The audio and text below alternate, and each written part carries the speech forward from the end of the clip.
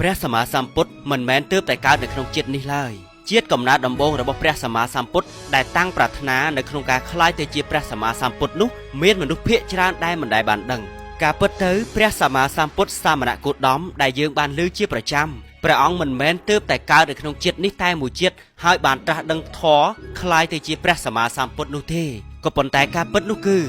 ត្រូវវិលត្រឡប់ថយក្រោយកាលពី20អសង្ខ័យនិង100,000ផែនដីកន្លងរួចទៅហើយគឺព្រះអង្គបន្ទាប់ពីបានត្រាស់ដឹងហើយព្រះអង្គក៏បានរលឹកជាតិថយក្រោយឃើញថាមុនពេលព្រះអង្គបានត្រាស់ដឹងនេះព្រះអង្គមានជាតិកំណើតដែលបានធ្លាប់កើតទៅជាមនុស្សនោះច្រើនអនេកច្រើនជាងគ្រាប់ខ្សាច់នៅក្នុងមហាសមុទ្រទូទាំងពិភពលោកទៅទៀតឥឡូវយើងសាកគិតទៅមើលថាគ្រាប់ខ្សាច់ដែលនៅក្នុងមហាសមុទ្រទូទាំងពិភពលោកនោះមានចំនួនប៉ុន្មានគ្រាប់ក៏ប៉ុន្តែព្រះអង្គរលឹកជាតិថយក្រោយឃើញថាព្រះអង្គបានកើតជាមនុស្សនោះគឺមានចំនួនជាតិច្រើនជាងគ្រាប់ខ្សាច់នៅក្នុងមហាសមុទ្រទូទាំងពិភពលោកទៅទៀតនៅពេលដែលព្រះអង្គរលឹកជាតិថយក្រោយចំនួនជាតិដ៏ច្រើនដល់ថ្នាក់នឹងយើងនឹងបានឃើញថាព្រះសម្មាសម្ពុទ្ធសាមណគោតមរបស់យើងនៅក្នុងជាតិនេះកាលពីជាតិមុននោះព្រះអង្គគ្រាន់តែជាមនុស្សធម្មតាម្នាក់មិនខុសអ្វីពីយើងគ្រប់គ្នាឡើយគឺលោកគ្មានស្គាល់ពាក្យឡើយថាច្បាប់ធម្មជាតិគ្មានស្គាល់ពាក្យថាព្រះនិព្វានហើយក៏មិនដែលនឹកគិតថានឹងចង់រួចផុតចាកទុក្ខអំពីវដ្តសង្សារនេះឡើយគឺលោកគ្រាន់តែជាបរិសម្នាក់ដែលគ្រាន់តែរកវិធីនៅក្នុងការប្រឹងប្រែងរកស៊ីចិញ្ចឹមជីវិតក្នុងការសាងប្រាក់ចំណូលតែប៉ុណ្ណោះប៉ុន្តែតើអ្វីទៅដែលជាចំណុចចាប់ផ្ដើមដែលធ្វើឲ្យព្រះអង្គនៅក្នុងពេលនោះពីមនុស្សធម្មតាម្នាក់ដែលមិនខុសអ្វីពីពួកយើងគ្រប់គ្នានោះប៉ុន្តែព្រះអង្គមានផ្នត់គំនិតក្នុងការគិតប្រាថ្នាក្នុងការចង់ចាកចេញរួចផុតអំពីឧបសគ្គយ៉ាងធំធេងក្រៃលែងជាឧបសគ្គរបស់ភពជាតិប្រមាណមិនបានរហូតដល់ព្រះអង្គបានក្លាយទៅជាព្រះសម្មាសម្ពុទ្ធចំណុចចាប់ផ្ដើមរបស់ព្រះអង្គនោះគឺវិលត្រឡប់ថយក្រោយកាលពី20អសង្ខ័យនិង100,000ផែនដីមុននៅពេលនោះព្រះអង្គគឺជាបរិសម្នាក់ដែលមានជីវភាពដើរកាប់ឆ្ការព្រៃដើរជីកដីរករបស់អ្វីៗផ្សេងនៅក្នុងព្រៃដើម្បីយកមកលក់តែប៉ុណ្ណោះហើយលោកក៏មានឪពុកម្ដាយប៉ុន្តែឪពុកម្ដាយរបស់គាត់ក៏បានបង្ខំឲ្យគាត់រៀបការប៉ុន្តែគាត់មានអារម្មណ៍គិតថាខ្លួនជាមនុស្សក្រីក្រទើបមិនចង់បានប្រពន្ធឡើយហើយគាត់ក៏បានរកស៊ីប្រឹងមើលថែចិញ្ចឹមឪពុកម្ដាយដែលបានចាស់ជរាក្រោយមកមិនយូរប៉ុន្មានឪពុករបស់គាត់ក៏បានធ្លាក់ខ្លួនឈឺហើយក៏បានស្លាប់ទៅនៅសល់តែម្ដាយហើយនឹងគេដែលជាកូនតែប៉ុណ្ណោះនៅពេលនោះធ្វើឲ្យបរិសម្នាក់នេះកាន់តែខំប្រឹងខ្លាំងឡើងជាងមុនដោយសារតែឪពុករបស់គាត់បានស្លាប់បាត់ទៅហើយដូច្នេះលោកត្រូវប្រឹងប្រែងជាងមុនដើម្បីចិញ្ចឹមម្ដាយដែលបានចាស់ជរាហើយមានថ្ងៃមួយបន្ទាប់ពីលោកត្រឡប់មកពីក្នុងព្រៃក៏បានឃើញសំពៅដ៏ធំមួយចូលមកចតនៅកំពង់ផែដោយគាត់មានជីវភាពក្រីក្រលំបាកនោះគាត់ក៏បានគិតនៅក្នុងចិត្តថាយើងរាល់ថ្ងៃនេះនៅមានកម្លាំងពេញអញ្ចឹងយើងគួរតែរកអាជីពណាឲ្យវាល្អជាងនេះអាចរកប្រាក់ចំណូលឲ្យបានច្រើនក្រែងលោមានអាជីពណាដែលប្រសើរជាងការចូលទៅក្នុងព្រៃរករបស់ដើម្បីយកមកលក់នៅពេលដែលគិតដូច្នេះហើយគេក៏បានទៅដាក់ពាក្យសុំបម្រើការងារនៅលើសំពៅបន្ទាប់មកម្ចាស់សំពៅក៏បានអនុញ្ញាតឲ្យបរិសម្នាក់នោះទៅធ្វើការជាមួយក៏ប៉ុន្តែបរិសម្នាក់នោះក៏មិនចង់ទុកម្ដាយឲ្យនៅចោលម្នាក់ឯងព្រោះមិនមានអ្នកណាមើលព្រោះចាស់ជរាទៅហើយគេក៏បានសុំម្ចាស់សំពៅនាំម្ដាយរបស់គេទៅរស់នៅលើសំពៅជាមួយគេផងដែរដោយលោកសេដ្ឋីដែលជាម្ចាស់សំពៅមើលឃើញពីភាពកតញ្ញូតស៊ូរបស់បុរសម្នាក់នេះលោកក៏បានអនុញ្ញាតឲ្យគេធ្វើការដោយការយកម្ដាយទៅនៅជាមួយដែរបុរសម្នាក់នេះក៏បានរស់នៅលើសំពៅធ្វើការនៅលើសំពៅដោយមិនដឹងឡើយថាចាប់តាំងពីពេលនេះតទៅជីវិតរបស់គេនឹងផ្លាស់ប្ដូរជារៀងរហូតដោយរបៀបណាក្រោយមកសំពៅដ៏ធំរបស់អ្នកមុខជំនួញដែលបរិសម្នាក់នោះបានឡើងអមជាមួយនឹងម្ដាយរបស់គេក៏បានចេញដំណើរទៅតាមមហាសមុទ្រដ៏ធំល្វឹងល្វើយនោះតើបន្តទៀតជីវិតរបស់គេនឹងទៅជាយ៉ាងណាតើចំណុចចាប់ផ្ដើមរបស់បរិសម្នាក់នេះហេតុអ្វីបានជាលោកក្លាយទៅជាព្រះសម្មាសម្ពុទ្ធមួយអង្គនៅក្នុងពេលអនាគតបានតើកើតឡើងដោយរបៀបណាទៅរឿងនោះគឺ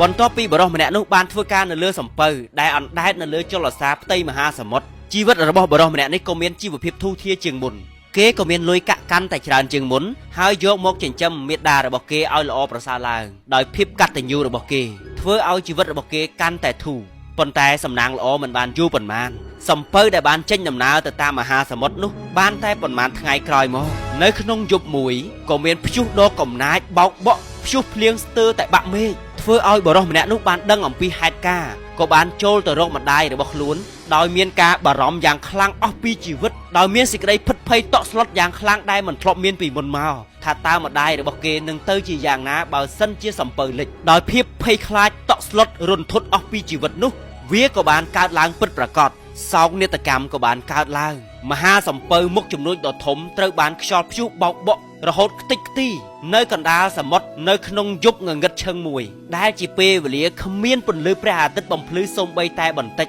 សូម្បីតែពន្លឺព្រះច័ន្ទក៏មិនមានដែរមានតែផ្គរលាន់ហើយនឹងពន្លឺភ្លេចបន្ទោព្រាកអមជាមួយនឹងព្យុះភ្លៀងធ្វើឲ្យសំពៅដ៏ធំនោះបានលិចចូលទៅក្នុងមហាសមុទ្រដ៏ធំល្វឹងល្វើយចំណែកបុរសម្នាក់នេះដោយគេមានស្មារតីនៅល្អ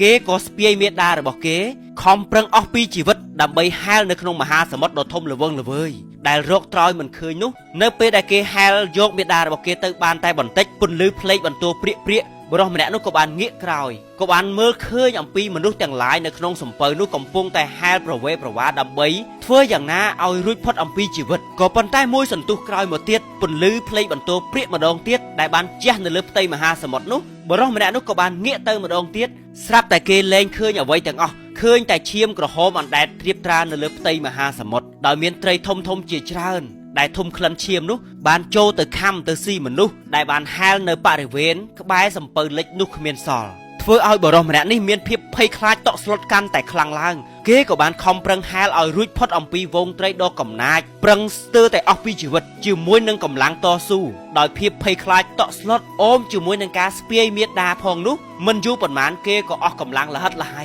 ដៃជើងរបស់គេក៏ទន់ស្ទើរតែគ្មានកម្លាំងនៅក្នុងការហែលទៅបន្តទៀតដៃជើងរបស់គេទាំងឡាយស្ទើរតែលែងមានចលនាទៅហើយគ្រាន់តែគេផ្អាកហែលតែបន្តិចគេក៏បានឆ្លក់ទឹកហើយប្រឹងងើបម្ដងទៀតក៏ប៉ុន្តែកម្លាំងកំហែងរបស់គេស្ទើរតែលែងមានហើយនោះគេក៏បានគិតនៅក្នុងចិត្តថាបើយើងឈប់ហែលពេលណាយើងហើយនឹងម្ដាយច្បាស់ជាត្រូវស្លាប់ជាមិនខានតែបើយើងខំប្រឹងហែលបើហែលបែបណាទៅបើយើងមើលមិនឃើញកោះមិនឃើញត្រើយមើលមិនឃើញអ្វីសោះសូម្បីតែបន្តិចនោះក្នុងពេលដែលគេអស់កម្លាំងគេក៏កើតមានសេចក្តីសង្វេគហើយគិតនៅក្នុងចិត្តថាខ្លួនរបស់យើងជាមួយនឹងមិត្តរួមលោកហើយនឹងមនុស្សដែលមកនៅលើសំពៅនេះម្នាក់សុទ្ធតែរកស៊ីចិញ្ចឹមជីវិតដោយភាពសុចរិតត្រឹមត្រូវក៏ប៉ុន្តែចុងក្រោយបែរជាគ្មានអ្នកណាដែលអាចគេចផុតអំពីសេចក្តីស្លាប់បានឡើយបុព្វបុរសរបស់យើងលោកតាលោកយាយរបស់យើងឪពុករបស់យើងម្នាក់សុទ្ធតែលាចាកលោកដោយមិនអាចយកអ្វីទៅជាមួយបានសោះសូម្បីតែបន្តិចម្នាក់កើតមកសុទ្ធតែមានចតាកម្មជីវិតខុសៗគ្នាអ្នកខ្លះកើតមកសូម្បីតែរកអីហូបក៏ស្ទើរតែរកហូបមិនបានផងហើយអ្នកខ្លះទៀតកើតមកហើយពីការតាំងពីកំណើតតែអ្នកខ្លះវិញកើតមកបែរជាមានអ្វីគ្រប់បែបយ៉ាងបរិបូរណ៍នៅក្នុងជីវិតតើអ្វីទៅណដែលជាហេតុកំណត់ចតាជីវិតរបស់មនុស្សម្នាក់ហេតុអ្វីក៏ធ្វើឲ្យជីវិតរបស់មនុស្សម្នាក់ខុសប្លែកគ្នាអ្វីម្លេះក៏ប៉ុន្តែបើទោះបីជាកើតមកល្អបរិបូរណ៍គ្រប់យ៉ាងបែបណាក៏ដោយក៏បានត្រឹមតែមានសេចក្តីសុខរយៈពេលខ្លីបណ្ដោះអាសន្នតែប៉ុណ្ណោះព្រោះនៅទីបំផុតម្នាក់សុទ្ធតែត្រូវចាស់ត្រូវឈឺត្រូវស្លាប់គ្រប់គ្នាម្នាក់ត្រូវបែកបាក់គ្នាព្រាត់ប្រាសត្រូវបាត់បង់របស់ជាទីស្រឡាញ់និងមនុស្សជាទីស្រឡាញ់ស្លាប់ចាកចោលគ្នាទាំងអស់ដោយមិនមានអ្នកណាដែលអាចគេចផុតអំពីសេចក្តីទុក្ខដ៏ធំធេងនេះបានឡើយគេចមិនរួចឡើយសូម្បីតែម្នាក់ហើយនៅក្នុងពេលនេះយើងកំពុងតែនៅក្នុងភាពងងឹតប៉ុន្តែនៅលើโลกនេះនៅពេលណាដែលមានយប់ងងឹតពេលដែលផុតពីងងឹតហើយរមែងភ្លឺបើទោះបីជាមានយប់ក៏រមែងមានពេលថ្ងៃមានពណ៌ខ្មៅតែក៏មានពណ៌សដូច្នេះដរាបណាមានសេចក្តីទុក្ខក៏គួរណាស់តែមានសេចក្តីសុខដែលជាអមតៈជានិរន្តរ៍បើទោះបីជាខណៈពេលនេះយើងជាអ្នកក្រីក្រលំបាកតោកយ៉ាកគ្មានសូម្បីតែផែនដីឈរនៅពីលើយើងក៏គ្មានដែរប៉ុន្តែយើងសូមតាំងសេចក្តីប្រាថ្នាថាយើងនឹងរកផ្លូវធ្វើយ៉ាងណាឲ្យរួចផុតអំពីសេចក្តីទុក្ខនេះឲ្យបានទោះបីជាយើងលះបង់ជីវិតប៉ុន្មានដងក៏ដោយយើងនឹងព្រមលះបង់ជីវិតរបស់យើងហើយបើដរាបណាយើងបានរួចផុតពីសេចក្តីទុក្ខនេះហើយយើងនឹងនាំមនុស្សនៅក្នុងโลกនេះឲ្យរួចផុតអំពីសេចក្តីទុក្ខនេះឆ្លងទៅដល់សេចក្តីសុខជាមួយយើងដែរបើយើងឆ្លងផុតបានពេលណាយើងនឹងនាំមនុស្សឲ្យរួចផុតតាមយើងដែរមហាសមុទ្រដែលរកកោះត្រោយមិនឃើញមិនខុសអ្វីអំពីការវិលវល់កើតស្លាប់របស់សត្វលោកទាំងឡាយឡើយតែទោះជាមហាសមុទ្រធំធេងល្វឹងល្វើយកម្រិតណាក៏រមែងមានច្រាំងរបស់មហាសមុទ្រយ៉ាងណាមហាសមុទ្រនៃជីវិតក៏ដូចគ្នាក៏គួរណាស់តែមានច្រាំងនោះគឺអមតៈនៃសេចក្តីសុខបរមសុខគឺព្រះនិព្វាននឹងឯងទោះជាត្រូវឆ្លងកាត់បែបណាក៏ដោយយើងនឹងទៅរកច្រាំងនៃសេចក្តីសុខនោះឲ្យបាននេះគឺជាជាតិដំបូងហេតុដំបូងដែលបរិសម្នាក់នេះគ្មានដើមទុនជីវិតអ្វីសោះគ្មានសូម្បីតែផែនដីដែលត្រូវឈរពីលើប៉ុន្តែគេបែរជាមានសេចក្តីប្រាថ្នាដ៏ធំធេងក្រៃលែងលើសអំពីមនុស្សលើសអំពីទេវតាព្រំណាទាំងអស់នេះហើយគឺជាដួងចិត្តប្រាថ្នានៅក្នុងការក្លាយទៅជាព្រះសម្មាសម្ពុទ្ធបន្ទាប់ពីនោះមកថាតើជីវិតរបស់គេនឹងទៅជាយ៉ាងណាហើយថាតើបុរសធម្មតាម្នាក់នេះនឹងត្រូវឆ្លងកាត់ឧបសគ្គលក្ខខណ្ឌអ្វីខ្លះទើបអាចបានក្លាយទៅជាព្រះសម្មាសម្ពុទ្ធបានតាមដានវគ្គបន្តទៀត នៅពេលនោះដួងចិត្តរបស់ព្រះពោធិសត្វក៏បានកើតឡើងកាលពី20អសង្ខ័យនិង100,000ផែនដីមុននោះបន្ទាប់ពីបរិសម្នាក់នោះបានតាំងសេចក្តីអធិដ្ឋាននៅក្នុងចិត្តថាគេនឹងឆ្លងឲ្យផុតអំពីមហាសមុទ្រទុក្ខហើយបើបានឆ្លងផុតហើយគេនឹងនាំមនុស្សនៅក្នុងលោកឲ្យរួចផុតអំពីសមុទ្រទុក្ខនោះផងដែរនៅពេលនោះដួងចិត្តនៃការគិតរបស់គេបែរជាខុសអំពីមនុស្សទូទៅធម្មតាបន្ទាប់ពីគេបានតាំងសេចក្តីអធិដ្ឋានដ៏ធំធេងក្រៃលែងលើសអំពីមនុស្សលើសអំពីទេវតានិងព្រហ្មណាទាំងអស់គេហ៊ានធ្វើសេចក្តីប្រាថ្នាអធិដ្ឋានដ៏ធំធេងនៅក្នុងមហាសមុទ្របន្ទាប់មកគេក៏បានបួងសួងដោយបុណ្យកុសលទាំងឡាយដែលគេធ្លាប់បានធ្វើកន្លងមករួមទាំងបុណ្យកុសលដែលគេបានស្ពាយម្ដាយរបស់គេហែលឆ្លងកាត់មហាសមុទ្រនេះសូមឲ្យគេមានកម្លាំងនៅក្នុងការហែលនាំម្ដាយឆ្លងឲ្យផុតអំពីសមុទ្រពិតនិងមហាសមុទ្រជីវិតផងចុះគឺការឆ្លងឲ្យផុតអំពីវដ្តសង្សារបើគេបានសម្រេចហើយគេនឹងនាំមនុស្សនៅក្នុងលោកទៅរកសេចក្តីសុខជាមួយគេដែរដោយគេនឹងមិនទៅរកសេចក្តីសុខតែម្នាក់ឯងឡើយនៅពេលនោះបន្ទាប់ពីគេបានអធិដ្ឋានចិត្តរួចហើយគេបែរជាមានកម្លាំងចិត្តគេបែរជាមានធម៌ពលដ៏ខ្លាំងក្លាក្រៃលែងលើសអំពីមនុស្សធម្មតាធ្វើឲ្យគេអាចហែលទឹកឆ្លងកាត់មហាសមុទ្រពិតនោះគេបានហែលទឹកសមុទ្រស្ពាយម្ដាយរបស់គេប៉ុន្មានថ្ងៃក្រោយមកគេក៏បានមើលឃើញអំពីច្រាំងសមុទ្រហើយក៏បាននាំម្ដាយរបស់គេឡើងទៅលើច្រាំងបានសម្រេចដោយបរិសម្នាក់នេះគេបានហែលឆ្លងផុតអំពីសមុទ្រពិតនៅក្នុងចិត្តនោះបានសម្រេចតាមសេចក្តីប្រាថ្នាបន្ទាប់មកគេក៏បានបួងសួងអធិដ្ឋានចិត្តបន្ថែមទៀតថាសមុទ្រពិតអាចឆ្លងរួចហើយប៉ុន្តែសូមឲ្យអាចឆ្លងផុតអំពីមហាសមុទ្រជីវិតគឺសង្សារវដ្តបានទៀតផងចុះហើយក៏នាំមនុស្សឲ្យរួចផុតអំពីមហាសមុទ្រជីវិតនោះផងដែរក៏ប៉ុន្តែមិនយូរប៉ុន្មានម្ដាយរបស់គេក៏បានលាចាកលោកទៅតែដួងចិត្តរបស់បរិសម្នាក់នេះក៏បានដកជាប់នៅក្នុងចិត្តរបស់គេជាប់គ្រប់ភពគ្រប់ជាតិនៅពេលណាដែលគេកើតជាតិណាឡើងមកឲ្យតែគេធ្វើសេចក្តីល្អអ្វីក៏ដោយមិនថាការលះបង់ទ្រព្យរួមទាំងការលះបង់នៅអវយវៈលះបង់គ្រាប់ភ្នែកបរិច្ចាគឈាមជាទានដើម្បីជួយអ្នកដទៃ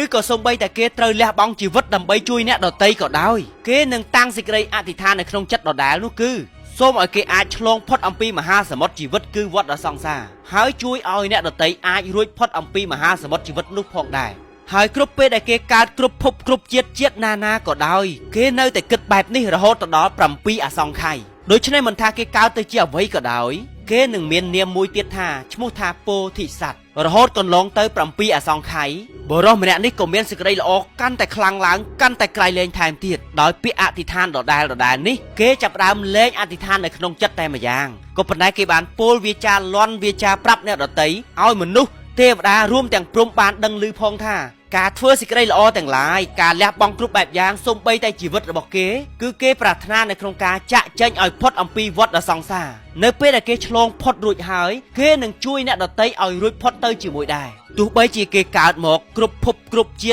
តិណាក៏ដោយកើតទៅជាអ្វីក៏ដោយគេក៏ធ្វើសេចក្តីល្អ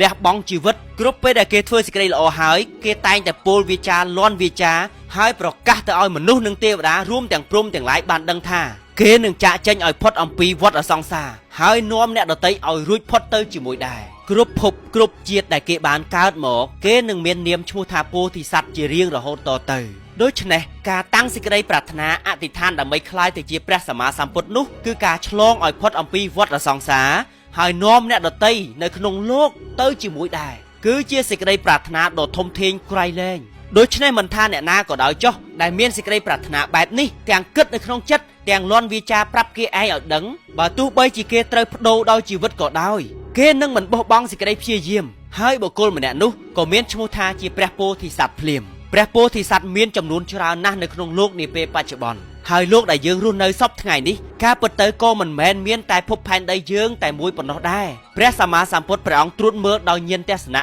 ក៏បានឃើញយ៉ាងច្បាស់ថាការពិតទៅចក្រវាលដែលយើងកំពុងតែរស់នៅនេះគឺមានអនន្តចក្រវាលគឺមានមនុស្សរស់នៅមានភពផែនដីដូចយើងមានផែនដីមានសមុទ្រមានមនុស្សរស់នៅក្នុងលោកផ្សេងទៀតរាប់សែនលានកោដចក្រវាលគឺអនន្តចក្រវាលក៏ប៉ុន្តែចក្រវាលនីមួយៗនៅឃ្លាតឆ្ងាយពីគ្នាដែលលើសពីវិស័យរបស់យានពាហនៈឬក៏សូម្បីតែយានអវកាសទាំងឡាយធម្មតាទៅដល់ โดยเฉพาะการน่าได้เมียนมนุษย์ชราญมหาสารุในขนมจักรวาลเซ็งก็เมียนนู้เติบเมียนเนี่ยได้ตั้งสิกรีปรารถนาเอารุ่ยพดอมปีซองสารวัตรเมียนกันแต่ชราญล้างมหาศาลโดยเฉพาะเนี่ยได้ตั้งสิกรีปรารถนาในโครงการคล้ายติจิพระโพธิสัตว์ก็เมียนชราญโดยขณีก็ปนแต่พระโพธิสัตว์เพียชราญก็มันอาจคล้ายติจิพระสมมาสัมพุทธอย่างออกบานได้ปลุกการคล้ายติจิพระสมมาสัมพุทธบานคือตัวแต่การในจิโพธิสัตว์เตยชลงกัดอุปสรรคและขั้นโดแซนหลุมบะไกลเล่บ่มพดในขนมโลกพระสมมาสัมพุทธกรุบรูปพระองค์เตยชลงกัดการสร้างบารมีระโหตดอล